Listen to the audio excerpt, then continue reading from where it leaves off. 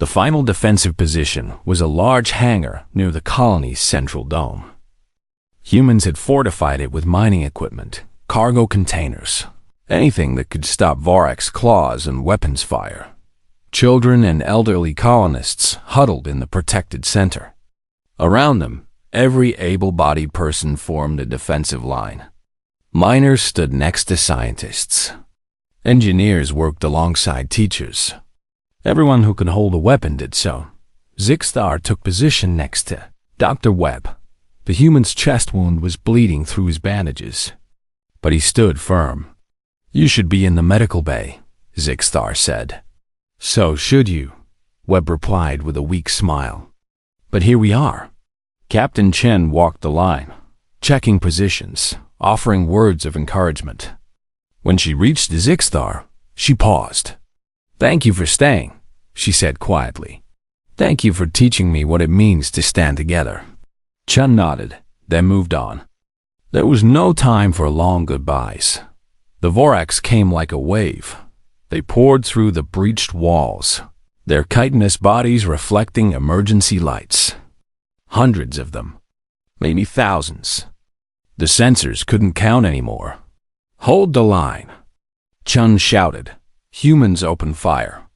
The noise was deafening. Vorax fell, but more took their places. They kept coming, relentless as a flood. Zixstar fired his weapon, his analytical mind calculating trajectories and weak points. He had studied Vorax anatomy during the siege.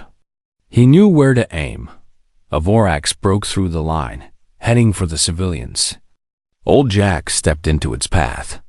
"Not today, Bug Ugly." Jack's weapon clicked empty. The Vorax raised its claw. Without thinking, Zixstar threw himself forward, knocking Jack aside. The claw caught Zixstar instead, tearing through his armor and into his side. Pain exploded through him, but he fired point-blank into the Vorax's head. It fell. "Zixstar!" Webb was at his side. "You're hit." "So are you," Zixstar gasped. "We're even now." Jack laughed despite everything. "Crazy bug. You're more human than some humans I know." The line was collapsing. Too many Vorax, not enough defenders. People fell back toward the civilians, forming tighter circles. This was the end. Zixstar's communicator was still active, connected to emergency channels. On impulse, he switched to the Galactic Academic Network's emergency frequency. It broadcast across light years, monitored by every major institution. His manipulators were clumsy with pain, but he managed to activate recording mode. "This is researcher Zixstar of the Galactic Academic Institute," he said, his voice strained. "I am broadcasting from New Horizon Colony. We are under attack by Vorax forces. The Galactic Fleet will not arrive in time." Weapons fire echoed around him. Someone screamed. "I came here to study humans," he continued. "I was told they were illogical, inefficient, too emotional. I was warned to keep my distance." A Vorax charged. Zixstar shot it down and kept talking. "But humans saved my life when they should have saved themselves. They fought for me when I was nothing to them. They taught me that efficiency means nothing without compassion. That logic fails when it forgets the value of a single life." He looked around at the humans fighting, bleeding, dying to protect each other. "The Galactic Council asks what humans can contribute to our civilization. I will tell you. They contribute hope. They contribute the stubborn refusal to abandon those in need. They contribute the crazy belief that impossible odds are just another challenge to overcome." Captain Chung glanced at him, tears in her eyes, but she kept firing. "I was sent to study them," Zixstar said. "I learned they are worth dying for. I learned that I would rather die here with these humans than live without knowing what they taught me." He sent the message to every major institution in the galaxy. The Galactic Council, the Academic Institute, the military commands, everyone. "If we fall tonight, he finished. Remember that we fell together. Human and Aetherian, family. He closed the transmission and raised his weapon again. Nice speech, bug friend, old Jack said. But we're not dead yet. The old man was right. Despite everything, the humans were still fighting. Still holding Dot, and then something changed. The Vorax suddenly pulled back, their swarm formation breaking. Confused, Zixthar checked his sensors. New contacts. Dropping out of hyperspace. Not Vorax. Captain. Someone shouted. Ships incoming. Multiple signatures. The communication channel crackled to life. New Horizon. This is Galactic Fleet Command. We received an emergency broadcast. Hold your position. Reinforcements arriving now. But it wasn't just the scheduled fleet. Zixthar sensors showed dozens of ships. Different species. Different flags dot his message. His testimony. It had reached them, and they had come. Aetherian research vessels. Centauri merchant ships. Even a Draken military cruiser. Ships from across the galaxy, responding to a desperate call for help. The Vorax fleet was caught between the colony's defense and the arriving reinforcements. The battle turned quickly. Within minutes, Vorax ships were fleeing or destroyed. It was over. Zixthar collapsed, his wound bleeding badly. Dr. Webb was already unconscious nearby. Old Jack knelt beside them both, laughing and crying at the same time. We made it, the old man said. Crazy bug, we actually made it. Medical teams rushed in. Humans and now other species too, working together to treat the wounded. Zixthar felt himself lifted onto a stretcher. Heard urgent voices discussing his injuries. Captain Chun appeared above him. Her face smudged with smoke and tears. You called the entire galaxy, she said. I told them the truth, Zixthar whispered. About you. About us. Rest now. You've earned it. The next weeks were a blur of surgery and recovery. Zixthar woke occasionally to find Dr. Webb in the next bed, both of them being put back together piece by piece. Old Jack visited every day, telling his wild stories until the medical staff chased him out. Captain Chen brought news from the galaxy. Zixthar's broadcast had been heard everywhere.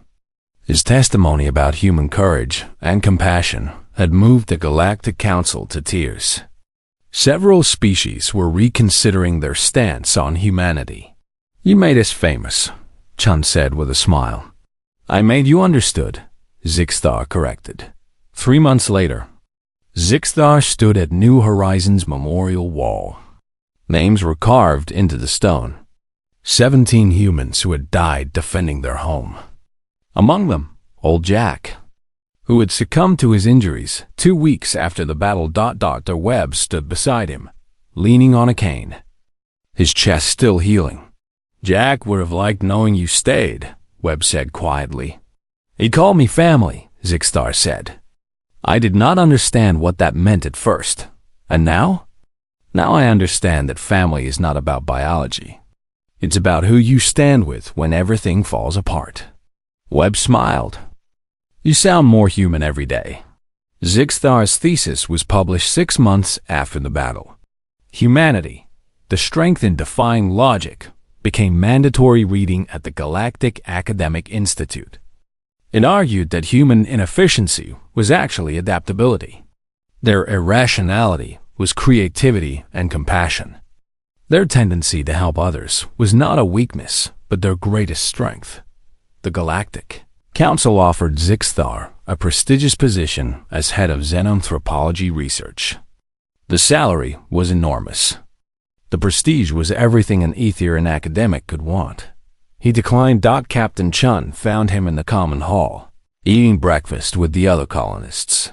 You turned down the council position? She asked. I did. Why? Zixthar looked around at the humans who had become his family. The colony they had defended together. The life they were building. They told me to study humans, he said. I came to understand them. Now I choose to stand with them. This is my home now." Chun's eyes were bright. "Welcome home, Zixthar, truly." 5 years later, Zixthar stood before a new class of xenanthropology students at the Institute. He had returned, not as a researcher, but as a teacher. He divided his time between the Institute and New Horizon, training the next generation of researchers. The young students looked at him with awe and nervousness. An Etherian who lived with humans, who called them family. "You have all been assigned to study different species," Zixthar told them. "Some of you will study the logical centauri. Others will research the artistic melodians. Several of you have been assigned to study humans." The students assigned to humans looked worried. Zixthar smiled. "Those of you studying humans, I have one piece of advice. Don't just observe them. Live alongside them. Eat with them. Fight beside them. Let them show you what they are, not what the data says they should be." He touched the scar on his side, remembering. "You might find they save your life in more ways than one. And when they do, you'll understand what I learned on New Horizon." A student raised a manipulator. "What's that, Professor?" Zixthar looked at the memorial photo on his desk. Captain Chen, Dr. Webb, Old Jack, and himself, taken 1 week before the battle. All of them smiling. All of them together. That the best research comes from the heart, not the head. And that sometimes, the strangest species in the galaxy can teach you what it truly means to be alive. The students were silent, absorbing his words. "Now," Zixthar said, "let me tell you about the time humans saved my life with nothing but mining equipment, bad jokes, and the stubborn refusal to leave anyone behind." And he began to teach them about humanity, not as an academic subject, but as a lived truth, because that was what Old Jack would have wanted. That was what family meant. Zixthar woke to the sound of alarms. His leg was in a medical brace, his carapace sealed with synthetic resin. He lay in the colony's medical center, and through the window he could see the reason for the alarms. Vorax ships. Dozens of them, descending on New Horizon like a swarm of angry insects. Dr. Webb sat in the bed next to him, chest wrapped in bandages, but eyes alert. "They followed us," he said quietly. "The Vorax, they want to finish what they started." Captain Chun burst into the medical bay. "We're evacuating non-essential personnel. There's a diplomatic shuttle leaving in 20 minutes, Zixthar." "You're on it. What about you?" "We're staying. This is our home." Chun's face was hard. "The Galactic fleet won't arrive for 6 days. We have to hold until then. 6 days. Against a Vorax swarm. With mining equipment and improvised weapons. It was suicide." "How many ships do they have?" Zixthar asked. 53 at last count. More arriving every hour." Chun handed him a datapad. "Your evacuation clearance. You need to go now." Zixthar looked at the pad, then at Dr. Webb, who had taken a Vorax claw to the chest, saving him. Then at Chun, who had organized a rescue mission that violated every safety protocol. He thought about his mentor's warning. "Don't let humans get close. They'll infect you with their illogical ways. Too late." "No," Zixthar said. "What?" "I'm staying." He set the pad aside. "You saved my life. I will not abandon you. Zixthar, you're a researcher, not a soldier. This isn't your fight. You made it my fight when you risked your lives for me." His antenna stood firm. "I stay." Chun stared at him for a long moment. Then she smiled, and it was genuine and warm. "All right. Welcome to the Defense Force. Webb, get him fitted for armor once the doctor clears him." The next 3 days were brutal. The Vorax attacked in waves. Their ships hammered New Horizon's defensive shields, while ground forces tried to breach the colony domes. Humans fought back with everything they had. Zixthar discovered that his Etherian, Analytical mind was valuable in ways he had never imagined. He studied Vorax attack patterns, predicted their movements, calculated optimal defensive positions. They attack in prime number sequences, he told Chun on the second day. 7 ships, then 11, then 13. They're testing our defenses systematically.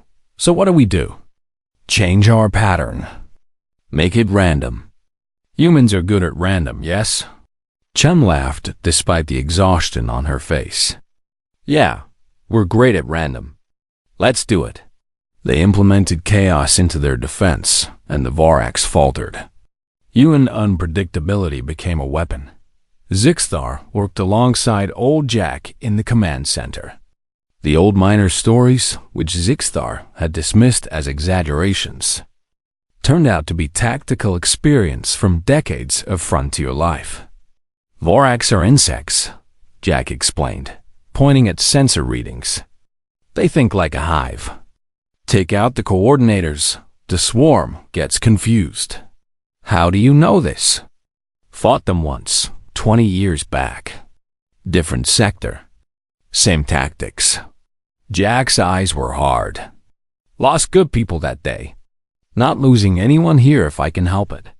Together, they identified the coordinator ships and directed fire toward them. It worked. When coordinators fell, the swarm hesitated, giving humans precious seconds to regroup. But the casualties mounted. The colony's doctor worked around the clock. Food rations were cut. Power was diverted from non-essential systems. Everyone was exhausted. On the third night, Zixthar sat in the common hall with other defenders during a brief lull in attacks. The room was quiet. People ate in silence, too tired for conversation. Old Jack sat down next to him, dropping a tray with a heavy sigh. You didn't have to stay, you know, Jack said. I know. So why did you? Zixthar considered the question. My people, we value logic, efficiency, survival. But you humans showed me something my research never could. What's that? That some things are worth dying for. Jack was quiet for a moment. Then he started laughing. It wasn't mocking, but warm and genuine. What's funny? Zixthar asked. You just defined humanity better than any academic paper could. Welcome to the family, bug friend. Family. The word meant something different to humans than the Etherian equivalent. Not just genetic connection, but chosen bonds. People who stood together not because they had to, but because they wanted to. Zixthar realized he had a family now. These humans who had saved him, fought beside him, shared their food and their fears with him. Dr. Webb returned to duty on the 4th day, against medical advice. His chest was still healing, but he refused to stay in bed while others fought. You're being illogical, Zixthar told him. Probably, Webb agreed, checking his weapon. But my friends need me. Logic doesn't enter into it. That Vorax claw could have killed you, but it didn't. You know why? Webb smiled. Because I knew if I went down, Chun and Jack would get you out anyway. I trusted them to finish what I started. That's what family does. The word again. Family. Captain Chen gathered everyone for a briefing on the 5th day. Her face was drawn with exhaustion, but her voice was steady. The Galactic fleet arrives tomorrow. We just need to hold for one more day. She paused. I know you're all tired. I know we've lost people. But we're still here. Still fighting. And I've never been more proud to serve with all of you. People nodded. No cheers. They were too tired for that. But there was determination in every face. Zixthar stood. Captain, I've been analyzing the Vorax fleet composition. They're preparing for a final assault. When? Tonight. They'll throw everything at us. They want to break through before the fleet arrives. The room fell silent. Then we'll be ready, Chun said. Everyone to defensive positions. This is it. Hold the line for one more night, and we win. As people filed out to their stations, Old Jack stopped beside Zixthar, Scared? The old man asked. Terrified, Zixthar admitted. Good. Fear keeps you sharp. But you know what beats fear? What? Knowing the person next to you won't let you fall. That's the human secret, bug friend. We're weak alone. Together? Jack grinned. Together, we're unstoppable. The alarm sounded again. The final assault had begun. Zixthar took his position in the command center, analyzing data and calling out coordinates. Around him, humans fought with everything they had. They were outgunned, outnumbered, exhausted, but they didn't break. Through the night, the battle raged. Vorak ships hammered the shields. Ground forces breached the outer defenses. Humans fell back, fighting for every meter. Never giving up, Zixthar's analytical mind processed the data with cold clarity. They were losing. The shields would fail within the hour. The Voraks would breach the main dome. They weren't going to make it, but looking around the command center at exhausted humans who refused to quit, who fought for each other with their last strength, Zixthar realized something profound. Winning wasn't the point. Standing together was. All positions. This is Chun. The captain's voice came over the com. Voraks are breaching Sector 7. Fall back to final defensive position. Protect the civilians at all costs. Final position meant the last stand. The place where they would make their end. Zixthar stood. His leg hurt, but the brace held. He picked up a weapon. He had learned to use human firearms in the past days. Where are you going? A technician asked. To stand with my family, Zixthar said. He limped towards Sector 7, where humans were gathering for their final defense. Where his friends were fighting. Where he belonged. 68 hours of air remaining. Zixthar had stopped trying to move. Every shift sent pain through his broken leg and cracked carapace. He sat in the ruined cockpit, watching the toxic atmosphere swirl outside through the cracked viewport. He should be dead already. The crash should have killed him.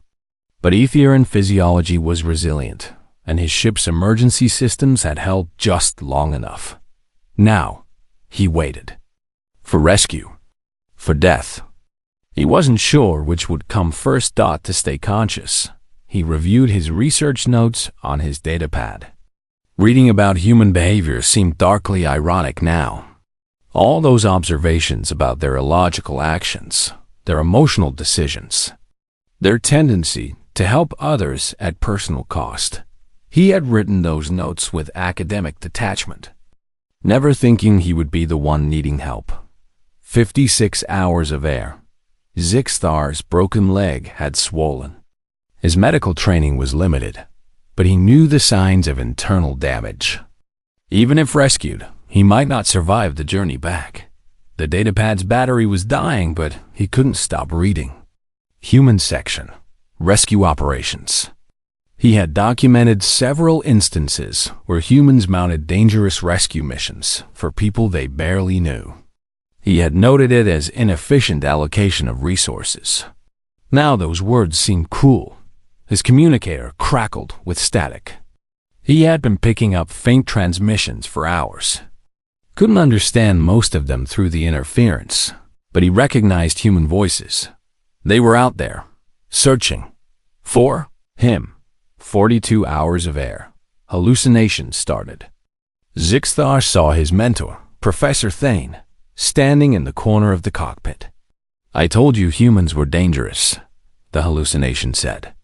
Look where studying them has gotten you. You told me not to let them get close, Zixthar whispered. But I kept my distance. I observed. I stayed professional. And you're still going to die because of them. Zixthar wanted to argue, but his thoughts were getting fuzzy. The toxic atmosphere was seeping through the hull breaches. His air was contaminated. 20-8 hours of air. No, 28 hours of breathable air. He'd be unconscious long before then. The communicator crackled again. This time, he heard words. Hostile contacts, hold position, not leaving without. Zixthar tried to respond, but his voice was too weak. The transmitter was damaged anyway. He closed his eyes. Perhaps dying alone on this moon was fitting. He had spent his whole life keeping distance from others. Even on New Horizon, he had remained separate, observing but never truly participating. Now he would die the same way, alone. Enlightenment, if you can hear this, we're coming. Hold on. Captain Chun's voice, faint but clear enough to understand. Zixthar's eyes opened. They were still coming. Even now, even with Vorax ships hunting them, even with every logical reason to abort, humans were coming for him. 18 hours of air. Zixthar heard sounds outside. Weapons fire. Explosions. The moon's surface shook, then voices. Close. Very close. Ships buried in the sand. Start digging. Contacts incoming. 2 Vorax scouts. Keep digging. Webb, set up a perimeter. Through his cracked viewport, Zixthar saw figures in environment suits. Humans. They were here. Actually here. Mining equipment hummed as they cleared sand from his ship. Weapons fired as they defended against attacking Vorax. All breach on the port side. There's our entry point. Sir, we've got maybe 3 minutes before more Vorax arrive. Then work faster. Metal screeched as they cut through his ship's damaged hull. Zixthar tried to call out, but his voice was barely a whisper. Light flooded in as they tore open an access panel. A human face appeared, covered by an environment helmet. Old Jack. There you are, bug friend. Looks like you got yourself in a spot of trouble. You came. Zixthar managed. Course we came. What kind of people would we be if we didn't? Jack moved into the cockpit with surprising agility for his age. Chun. He's alive but in bad shape. We need to move now. More humans entered.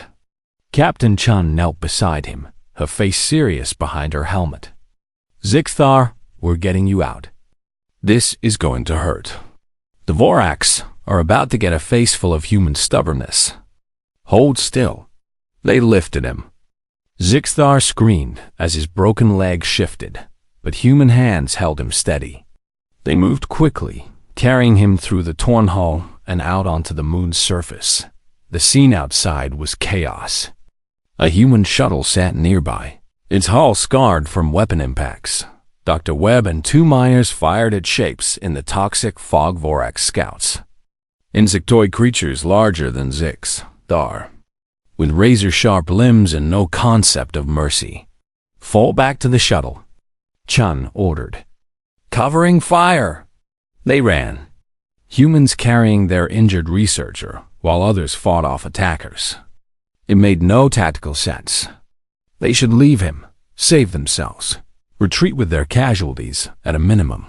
But humans didn't think that way. A Vorax scout broke through the line, charging directly at the group carrying Zixthar.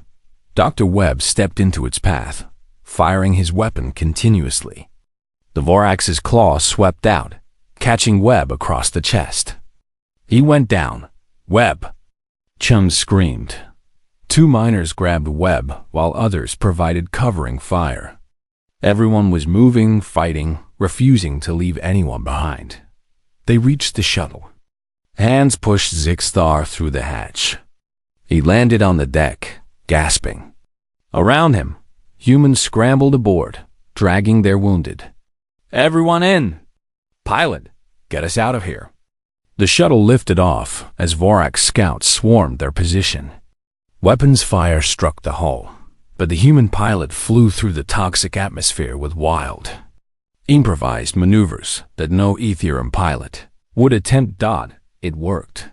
They broke free of the moon's gravity and accelerated toward New Horizon. Behind them, Vorax ships gave chase, but human defensive positions opened fire, forcing them back.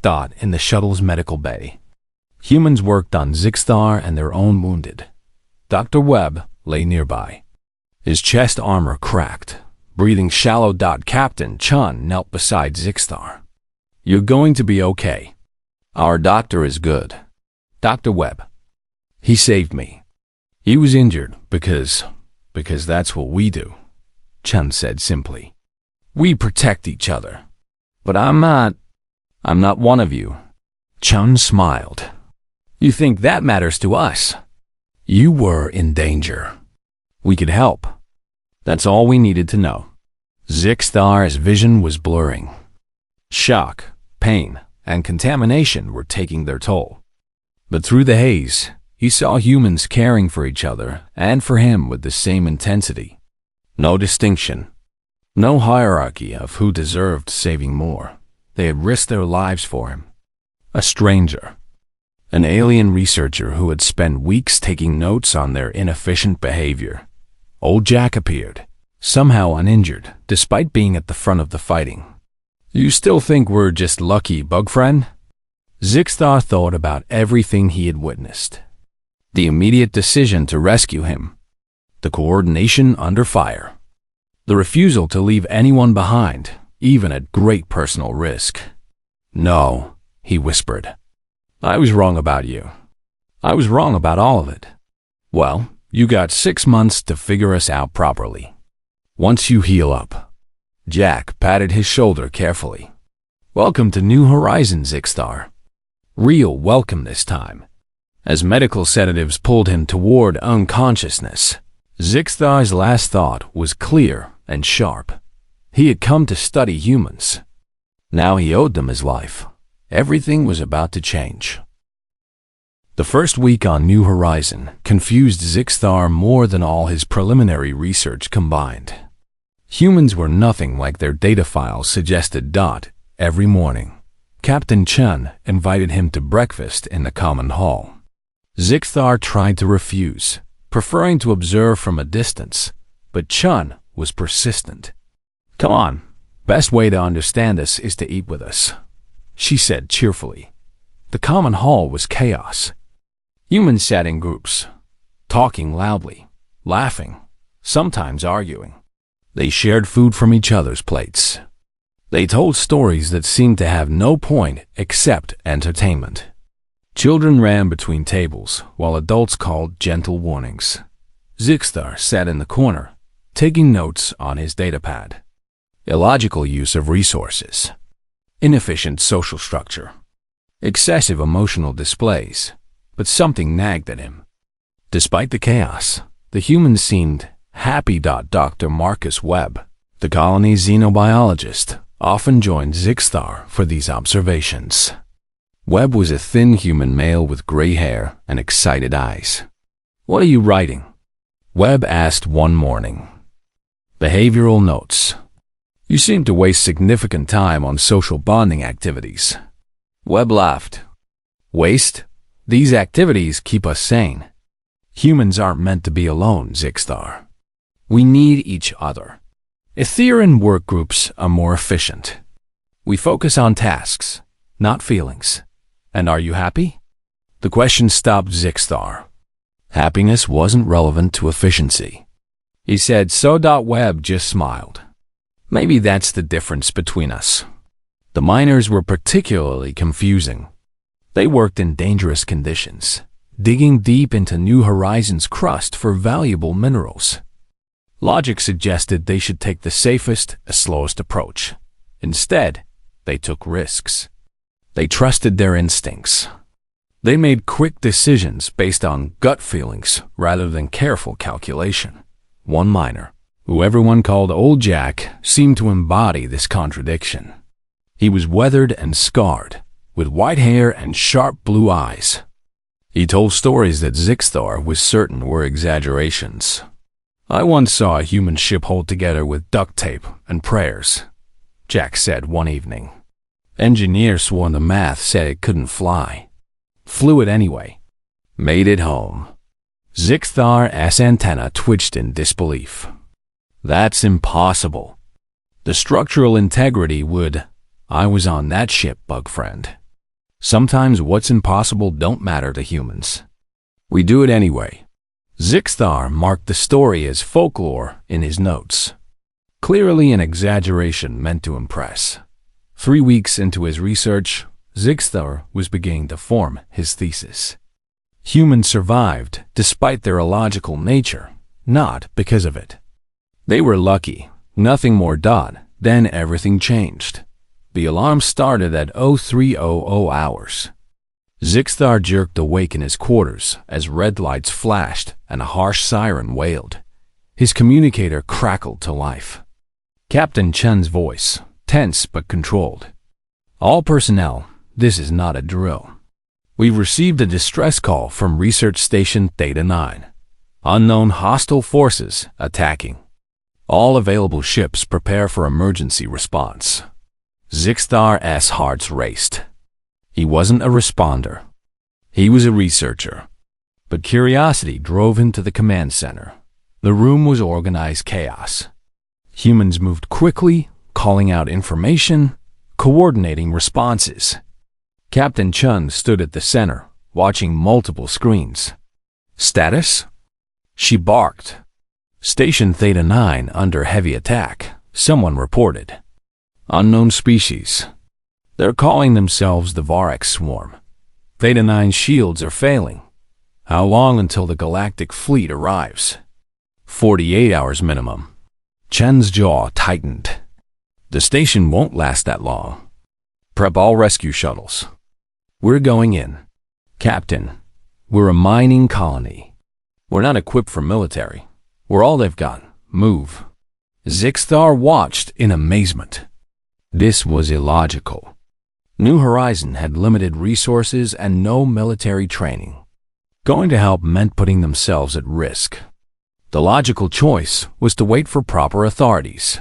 But humans, Zixthar was learning, rarely made the logical choice. Dr. Webb appeared at his side. You should get to your ship, Zixthar. Get clear of the system. Aye. Zixthar hesitated. His research vessel was docked at the colony. He could leave. Should leave. I'll prepare for departure. He made his way to the docking bay, but something made him stop. Through the bay windows, he could see human ships launching. Small mining vessels, transport shuttles, even personal craft.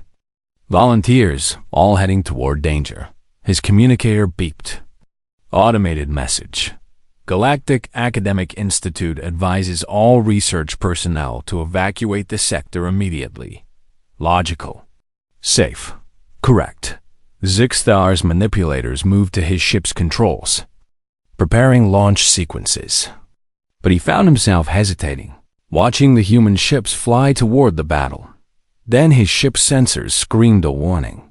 Multiple hostile contacts entering system. Someone yelled over the open channel. Zixthar's screens lit up with red markers. Ships. Dozens of them. Insectoid in design, but nothing like any species he knew. They moved in swarm patterns, aggressive and fast. The Vorax. All ships, evasive maneuvers. Captain Chun's voice was sharp. They're targeting everyone. Zixthar's ship lurched as something struck it. Alarms shrieked. His display showed critical damage to the navigation system and hull breaches in sectors 3 and 7. Mayday? Mayday. This is Research Vessel Enlightenment, Zixthar transmitted, trying to keep his voice steady. I've lost navigation and life support is failing. More hits. His ship spun out of control.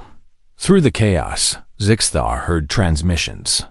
Human ships fighting back with mining lasers and improvised weapons, coordinating, protecting each other.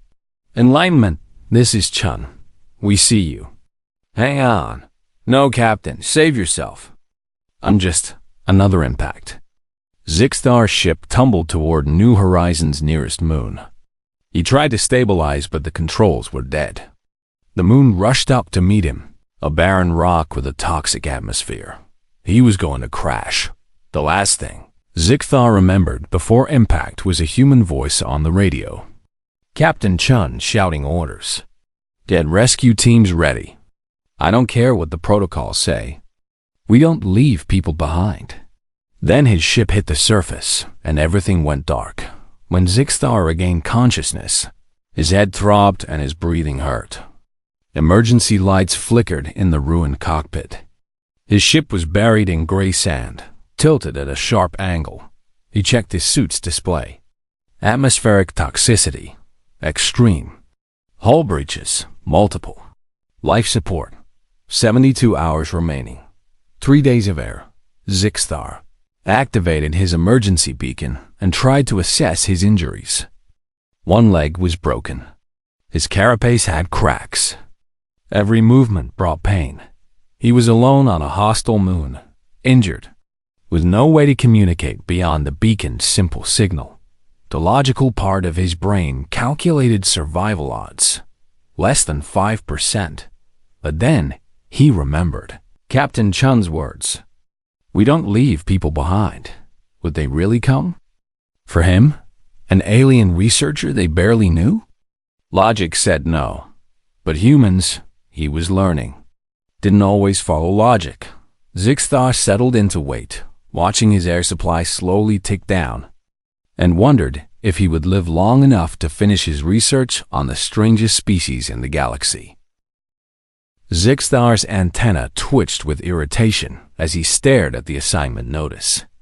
The holographic display floated in front of his compound eyes, and no matter how many times he read it, the words remained the same. Xenanthropology study. Species classification human. Duration, 6 standard months. Location, New Horizon Colony. Around him, other students at the Galactic Academic Institute whispered and pointed. Zixthar could hear their thoughts without needing telepathy. Poor thing. Got assigned to study humans. His academic career is finished before it even started. Humans, the galaxy's most confusing species. Zixthar was an Aetherian, a species known throughout the galaxy for their logical minds and careful research. His people had mapped star systems, solved impossible equations, and written the most respected academic papers in known space. They did not waste time on chaotic, unpredictable subjects, but humans were exactly that. Chaotic, unpredictable, messy. I hear you got the human assignment, a voice said behind him. Zixthar turned to see Velcra, another Aetherian student. Her antenna drooped in sympathy. I'm so sorry. It's a prestigious assignment, Zixthar said, trying to sound positive. The Institute selected me specifically. Yes, but humans? Velcra's mandibles clicked in disapproval. They make no sense. They act on emotion instead of logic. They take risks for no good reason. Last year, a student tried to study their concept of love and had to take medical leave. The whole thing gave him a nervous breakdown.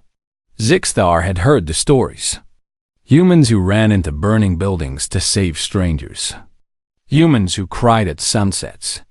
Humans who kept small furry animals as companions and called them family.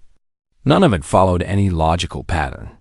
I'll maintain proper academic distance, Zixthar said firmly. Observe, document, analyze. Nothing more. Velcro looked doubtful but said nothing. That evening, Zixthar sat in his small quarters and reviewed the preliminary data on humans. The species file was thick with contradictions. Physical assessment, weak. Humans had no natural armor, no venom, no claws. Their skin damaged easily. They could only survive in a narrow range of temperatures. By all measures, they should have died out long ago. Yet somehow, they hadn't. Psychological assessment, unstable. Humans experienced strong emotions that often overruled their reasoning. They formed attachments to people, places, and things with no survival benefit. They took actions that put themselves in danger to help others. Even strangers thought it made no sense. The Galactic Council had granted humans limited membership in the greater community. But most species kept them at arm's length. Too unpredictable. Too emotional. Too strange. Zixthar's mentor, Professor Thane, called him to his office the next day. The elderly Aetherian looked tired as he gestured for Zixthar to sit. I wanted to speak with you before you left for New Horizon, Thane said. This assignment is important, but it's also dangerous. Dangerous? The humans are not a violent species to ward. Not physically dangerous, Thane interrupted. Psychologically dangerous.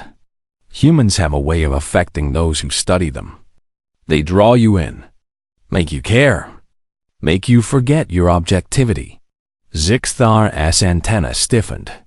I would never. I studied humans once, Thane said quietly. Many years ago. I spent 3 months on Earth, their homeworld. By the end, He paused. I had to leave. I was forgetting who I was. Starting to think like them. Feel like them. What should I do? Maintain distance. Always remember you're an observer, not a participant. Don't let them get close. Don't accept their friendship or their kindness. It's a trap, even if they don't mean it to be. Thane looked directly at Zixthar. Humans are infection, student. They infect you with their illogical ways. Be careful. Be careful. The warning stayed with Zixthar as he packed his research equipment. He boarded the transport ship 3 days later, his belongings minimal and his determination strong. He would study the humans, write his thesis, and return to the Institute with his academic reputation intact. The journey to New Horizon took 2 weeks. Zixthar spent the time reviewing every piece of human data he could find.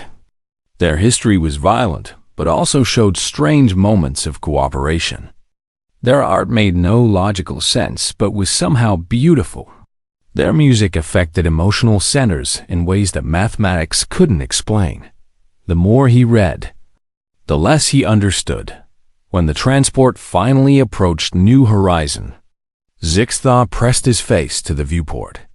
The colony world looked rough and new. Domes dotted the landscape where humans had built their settlements.